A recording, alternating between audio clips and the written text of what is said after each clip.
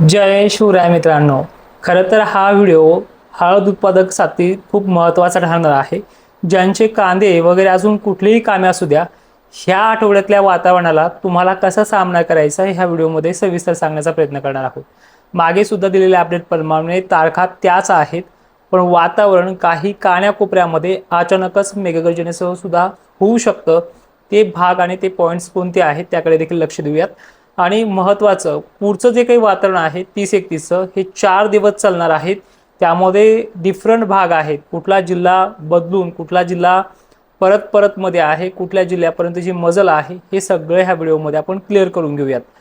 आता सध्या जर पाहिलं आपण नाशिक क्षेत्रामध्ये भयानक असा आभाळ आलेला आहे.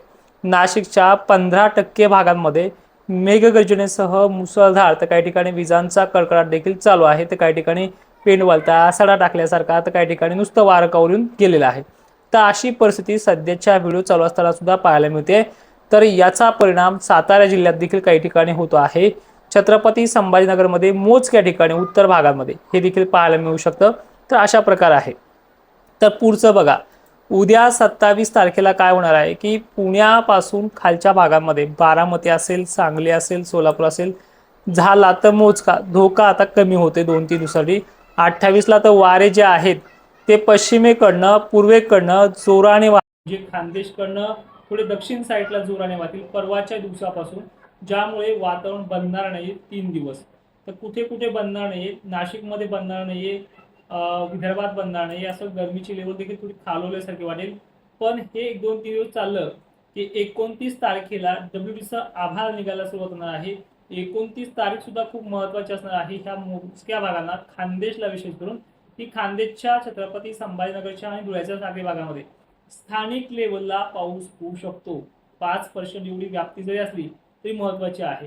त्या व्याप्तीने 29 तारखेला जो काही भाग आहे तो म्हणजे धुळे, साखळी, तुरळक ठिकाणी खानदेशचा जास्त काही धोका नाही. पण 30 तारीख ही सगळ्यात महत्वाची आहे आणि इथून पुढे हळद उत्पादकांना किंवा इतर कामे उत्पादकांना सर्व जिल्ह्यांना हा अंदाज महत्वाचा असणार आहे.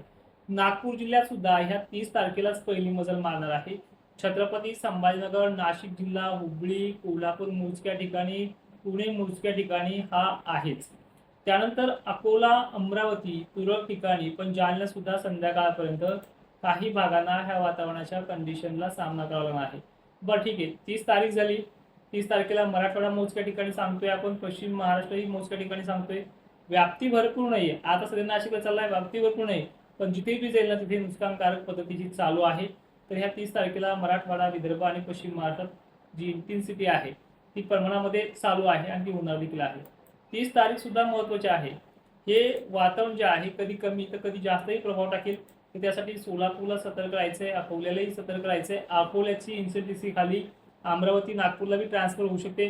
पण त्या दिवशी तुम्हाला हळद उत्पादक असतील तर आभाळ पाहायच्या अगोदर तुम्हाला झाकून पाकून ठेवावं लागणार आहे.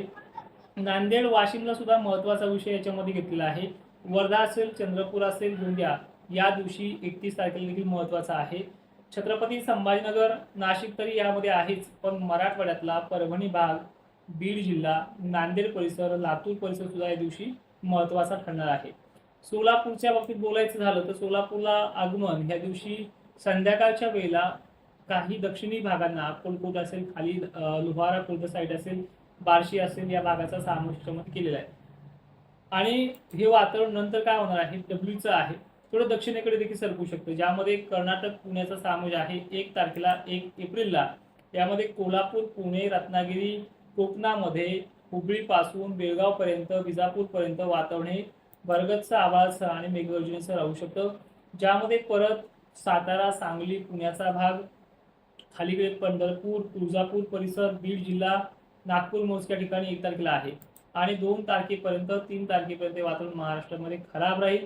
यामध्ये परत 2 तारखेला जे काही आपण कर्नाटककडे जास्त कल सांगितलेला तो कर्नाटकचा कल देखील कोल्हापूर, हुबळी, रत्नागिरी, कोकण किनारपट्टीला आहे. एकंदरीत आंबा उत्पादक जो शेतकरी आहे त्यांना हे वातावरण त्रासदायक ठरू शकतं, कारण की एका पाठोपाठ अरबी समुद्रातलं जे काही बाष्प आहे हे महाराष्ट्र, कर्नाटक, एमपी, गुजरात वरती राजस्थान, इकडे एमपीचा पूर्वेकडील भाग, छत्तीसगडकडे देखील प्रस्थान करू शकतं. तर अशा प्रकारे आहे. मग व्हिडिओमध्ये काय समजायचंय, कारण की हळद उत्पादकांना काय सल्ला देऊ शकतो की तुम्ही आजची 26 आहे, उद्या 27ला कामं करू शकता विदर्भ आणि मराठवाडा, त्यानंतर 29लाही कामं करू शकता. ठीक आहे, 30ला देखील तुम्ही कामं दुपारपर्यंत करू शकता, काही अडचण नाही.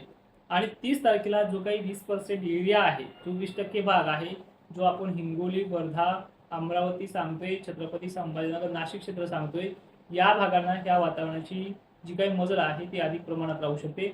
भलेही तो सर्वांना पडणार नाही, पण झाकून पाकून मात्र सर्वांना ठेवावं लागणार आहे. कारण की जी रडार जे बनलेले आहेत, वादळे असतील, पावसाचे असतील, याचा पूर्णपणे क्रायटेरिया जो आहे शहराच्या उत्तरेकडील भागांना, तर काही ठिकाणी मराठवाड्यातल्या दक्षिणेकडील भागांना, याचाच पूर्णपणे वादळीमध्ये रूपांतर आहे. झाकून ठेवलेला माल किंवा पुढे चांगल्या पद्धतीनं जो काही क्वालिटी देणारा माल जो आहे त्यामध्ये हा खराब करू नये, त्यामुळे हा इशारा तुम्हाला मागील आठवड्यापासून प्रत्येक व्हिडिओमध्ये सांगण्याचा प्रयत्न करतोय. बरं, हे झालं.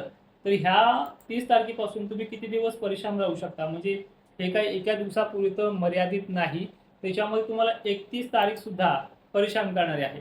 31 तारखेला जो काही वाशिम जिल्हा आहे, हिंगोली जिल्हा आहे, ज्यामध्ये जिंतूरकडील पट्टे सुद्धा आहे, रिसोड भाग आहे, मेकर आहे, बुलढाणा एरिया आहे, यवतमाळमध्ये याची व्याप्ती कमी आहे मॉड्यूलनुसार. मागच्या वेळेस तर खूप कमी होती, पण आताही ती कमी दाखवते. पण त्याचा जो काही परिणाम आहे पुसद, डिग्रज भागाकडनं इकडे खाली वर्धा वगैरे भागाकडे जाऊ शकतो. त्यामुळे जो काही उत्तरेकडील भाग आहे, उदाहरणार्थ आपल्या भाषेत सांगायचं म्हटलं, माहूरगडापासून उत्तरेकडील जी काही साईड आहे, केलापूर वगैरे जे काही भाग आहे, या भागांना याचा क्रायटेरिया बऱ्यापैकी दिसतोय. त्यानंतर लातूरचा जर बघितला आपण तर केज, अंबाजोगाई, सावंतवाडी एरिया हा जो काही भाग आहे तो देखील परत एकदा देगलूर, धर्माबादचा एरिया आहे. छत्रपती संभाजीनगरच्या बाबतीत थोडं अजून महत्त्वाचं सांगायचं म्हटलं तर कन्नड, सिल्लोड आजही तिथे सिल्लोडच्या तुरळक भागांमध्ये चालू आहे, आभाळ वगैरे सक्रिय आहे.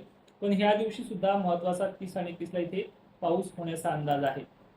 31 तारखेच्या बाबतीत सर्वाधिक जास्त व्याप्ती धाराशिवला पण राहू शकते. बीड जिल्ह्याच्या कासार, शिरूर वगैरे जे काही भाग आहेत पश्चिमेकडील, या पाठोपाठ इथे माजलगाव पट्ट्यापर्यंतची मजल जास्त आहे.